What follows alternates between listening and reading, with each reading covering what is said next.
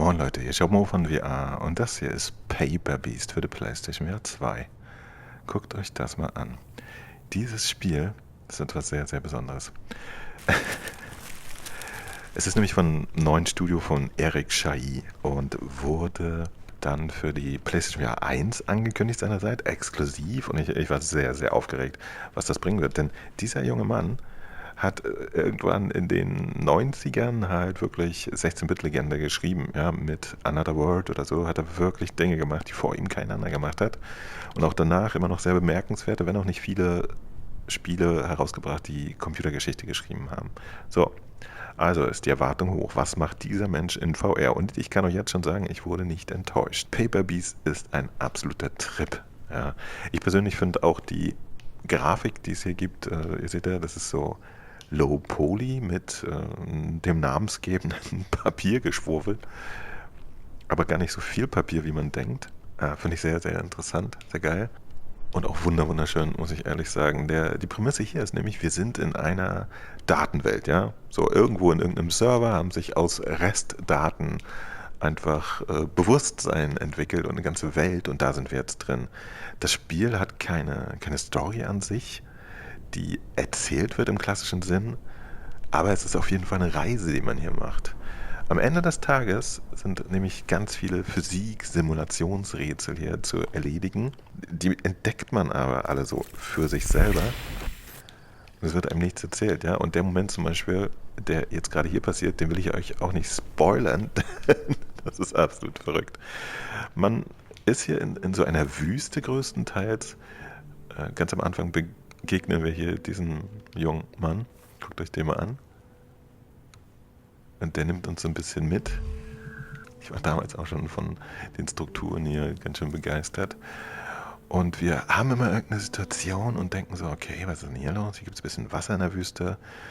Und wir bekommen meistens Gegenstände, die Dinge bewirken können. Wie zum Beispiel Sand hin und her schaufeln, Wasser aufsaugen, Eis schmelzen und solche Geschichten. Und dann müssen wir so ein bisschen rausfinden, was wir hier so machen können. Guck mal, hier zum Beispiel ist so ein Dude, dem geht's nicht gut. So, und ich kann ihn jetzt mal mit zum Wasser nehmen. Mal sehen, was er sagt. Hier, Bro, trink mal was. Trinkt er? Hey. Komm schon. Oh mein Gott, das Wasser verschwindet jetzt aber auch, seht ihr das? So, und was halt besonders ist, diese ganze Wassergeschichte und so, das ist hier alles wirklich Code, ja. Keine vorgefertigten Animationen oder so, sondern einfach veränderliche Welten. Also alle Physik, die hier passiert, die passiert halt wirklich irgendwie, ja. Oh mein Gott, die ganzen Viecher liegen hier rum. Die müssen wir jetzt nämlich retten. Tatsächlich ist es so lange her. Oh nein! Und unser Kollege auch noch. So, jetzt wird es Zeit. Wir müssen Wasser in diese Welt bringen. Wir bewegen uns übrigens, ich lasse die Geschichte jetzt mal ein Weilchen ruhen, mit dem linken Stick wie immer, ja, freie Bewegung. Wir können aber auch teleportieren.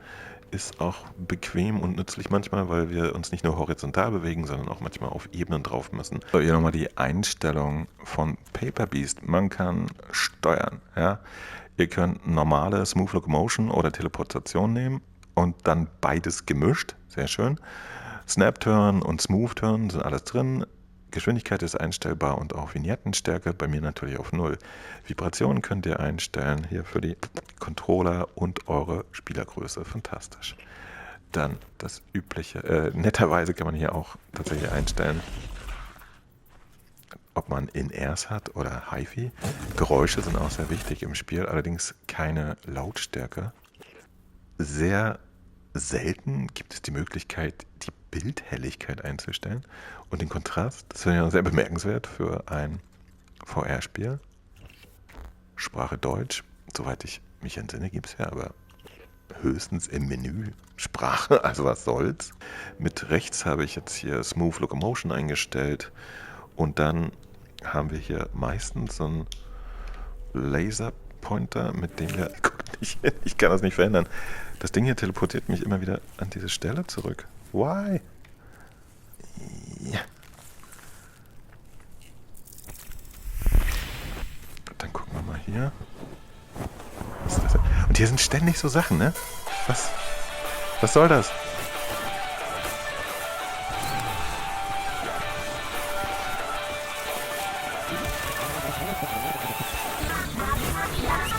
Ah, darf ich vorstellen?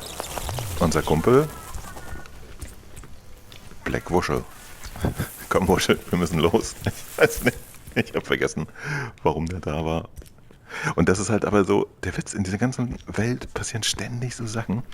Und mein Tipp für euch Leute, ja, auch wenn ich weiß, ihr seid ganz knallharte, richtig ernste Mega-Zocker und ihr wollt AAA-Stories, aber bitte verpasst sowas hier nicht. Es ist einfach gigantisch, wie sich das anfühlt in VR, diese Welt hier zu erleben, ja. Das ist einfach was Besonderes. Vor allen Dingen auch die Tiere, ja, die machen hier alle echte Spuren im Sand und so weiter. Und man muss sich jetzt hier überlegen, was man tun kann. In dem Fall, oh, habe ich Wasser erzeugt, wie ihr sehen könnt. Sehr geil. Und ich weiß jetzt nicht, ich glaube, ich brauche nämlich den Kollegen Wuschel da. Der kann nämlich durch seine Wuschligkeit hier... Oh mein Gott, der weiße Wuschel kommt auch. Krass. Meine beiden Kumpels. Sehr schön. Komm mal mit, ich brauche dich. Ich brauche. Und auch ein Puzzle und eine einmalige Erfahrung. Ich finde es wirklich fantastisch. What? So, jetzt kommen wir mal zum kleinen Haken bei der Geschichte. Das hier ist ja die PlayStation VR 2 Version. Tatsächlich hat das Spiel technisch und gestalterisch und offensichtlich auch inhaltlich. Ich kann jetzt selber wuscheln. Schön. Total abgeliefert auf der PSVR 1. Ich muss aber sagen, auf der PSVR 2 wäre hier ein bisschen mehr gegangen. Ja. Die Auflösung ist gut, aber nicht das, was wir maximal rauskriegen könnten. Hier ist eigentlich alles soweit in Ordnung, solange man wie immer nicht so kleine kontrastreiche Strukturen hat wie der Knochenkollege da vorne. Ja, seht ihr das? Der liegt jetzt ungefähr 10 Meter von mir weg und der ist ganz schön am Flimmern. Und das bedeutet einfach, dass die Auflösung nicht so super hoch ist. Bei der ganzen anderen Landschaft, die ist relativ clean. Da fällt einem sowas gar nicht auf. Hier bei meinem kleinen Papierkollegen auch nicht so sehr. Was ist denn mit ihm hier eigentlich, ey? Aber besonders der Knochen Joe hier, wenn man da ein Stück weiter weg ist, so ab hier ist da schon Flimmorama angesagt. Und ganz im Ernst, das braucht es gar nicht mehr irgendwie auf der PSVR 2, finde ich. Gerade wenn es Titel sind, die ja offensichtlich auf einer PSVR 1 schon eine gute Figur gemacht haben. Da erwarte ich dann eigentlich immer, dass die einfach komplett abliefern können. So, ich baue mal jetzt tatsächlich hier mit den Mitteln des Spiels einen kleinen Kanal zu dem Baum, glaube ich. So, und es ist tatsächlich auch nicht von ungefähr, dass ich angefangen habe, in diesem Spiel diese ganzen Wesen, die einem hier begegnen, auch wirklich ernst zu nehmen, weil die einfach ein extrem interessantes Eigenleben haben und ja, ganz unterschiedlich auf Kontakt reagieren. Guck mal. Jetzt wächst der Baum. Ich hoffe. Soll ich das Wasser auch mal hier zu den Kollegen leiten? Ich weiß jetzt nicht genau, ob das funktioniert. Also ich weiß jetzt auch tatsächlich nicht, was noch weiter passiert. Ich rette mal die restlichen Tiere hier, glaube ich. Mal sehen, ob das jetzt hilft. Jupp. Fühlen sich gut. Juhu. Web. Ja, trink was. So. Die fangen jetzt nämlich an, hier den Baum anzubeten, glaube ich. Guckt euch das mal an. Wie lustig. Und daraufhin wächst er. Das ganze Spiel geht circa 5 Stunden, wenn ich mich recht entsinne. Ist also auch nicht überbordend lang, aber in der Zeit werdet ihr wirklich was sehr, sehr Besonderes in VR erleben. Das kann ich euch versprechen. Für alle, die das Spiel schon haben für die PlayStation VR 1, ja, die bezahlen nochmal 4,99 für das Upgrade und kriegen dann entsprechend die PlayStation VR 2 Version. Hier gibt es auch noch so einen Sandbox-Modus, wo man die Story durchgespielt hat, mit dem man einfach nur rumexperimentieren kann, ja, was einfach auch wahnsinnig Spaß macht. Und das war's erstmal von mir. Mo Tansen, Mo Fun VR, fliegt mit einem Ballon, wo auch immer hin, neue spannende virtuelle Welten entdecken. Und ich weiß nicht, wie es euch geht, aber das ist genau das, was ich in VR möchte. Ja? Verrückten Kram machen, der sich anders anfühlt als Dinge, die ich schon immer auf irgendwelchen Konsolen gespielt habe. Also, jetzt bin ich gespannt über eure Gedanken zu dem Spiel. Schreibt mir das mal gerne hier unter das Video. Für alle, die das schon durchgespielt haben auf der PSVR 1, versucht mal aber nicht zu spoilern, wenn ihr eure Meinung schreibt, ja, damit jeder die Möglichkeit hat, das hier für sich selber zu entdecken. Dann würde ich mich noch über ein Däumchen freuen. Bis dann, Mo Tansen, Mo Fun VR. Immer für euch da. Bye bye. Brille auf, setz die Brille auf, setz die Brille auf. Yo, Brille auf und rein in die Welten wie Skyrim. Könnt jeden Tag feiern, nur weil ich dabei bin. Wenn du dich fragst, ja, sie lohnt immer. Ich spiel PSVR, Golf im Wohnzimmer. Danach treffe ich die Rec Room Freunde. VR-Multiplayer ist echt gut, Leute. Move und Aim sind geladen und bereit. Die neue Firewall-Saison, sie startet nebenbei. Danach wird's erst richtig hart mit Spark. Die Gläser beschlagen und der scheiß Arm wird lahm. Es wird dir super hot, aber man, der Spaß ist da. Und ob wir noch eine Runde zocken, wird nicht nachgefragt. Aber halt, stopp, es ist schon kurz vor 6. Und wir wechseln von der PS auf YouTube jetzt, denn es gibt News von Mo, ob PC oder Quest. Es gibt viele da draußen, aber simply the best is Mo. Der Beste ist Mo. Der Beste ist Mo. Der Beste ist Mo. Mo Fun VR ist Mo.